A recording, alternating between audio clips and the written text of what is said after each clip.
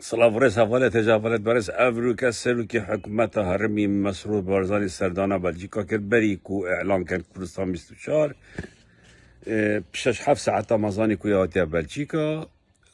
ما خو آماده کرد حوالت ما کو چالاکی که برابر بکن طبعا چند جه دیاری کرا هبونی دیار کری کو او ده سردانا واقعت مخابن جماره محاکم هر ایک چوجه کی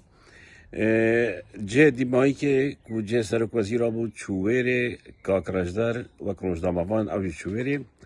دا هر چالاکی که مدنی لویره کتن لویره پیامنر کروسان 24 تلفونا اویدیت کتن تلفونا حرسین مسرورت کت بجده رجدر گراوی هاتیا ویره و ده چالاکی که دجی وکتن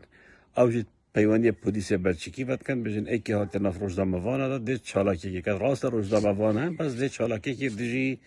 مهوان هوا کد که مسرور بارزانه پلیس تند گرنن او ویدیو جوا هم یادید وقتی که کراشداری دگرن او جی سلوگان او که تحوارد بجید بروخ دکتاتور مسرور بارزانه دکتاتور او حتی دیمایی که طبعا فيرا قلت فيرا نما كيت كردستان هنا وكان ساعات كده هتا قلت له ده بردانه تشتغلش بالكو فيرا ازادي هاي ديمقراطيه هاي ياسا هي يعني ياسا بما في ذاتها تكوتفان شاء كي بكي بري چند روزه که هوادید کساکی شقق تسرو کمار فرانسا دا جزایوی سه هیون زندان شقق لیدا ویجا اوکو ایکی مسروری بهتن یعنی تو چالاکی که بکی هندک وینت زندانیت بعدینام بلن که اصلا تشتکی نو زورا طبیعیه بس وا گود بو پلیسی دی هر شکت سرمال ویر است بجم پیامنر کردستان 24 تو پیامنری آن تو پلیسی هم تناگهین آن تو پاراستری تو کشکی در چه مافیه تو تی تلفنات که بیجی و افشته یعنی برای خود در کردستان 24 شد کن همیاد دو کارت هید ایک وک روزنامه‌وان دو وک مخبرت سری نه طبعا فيلم نجينا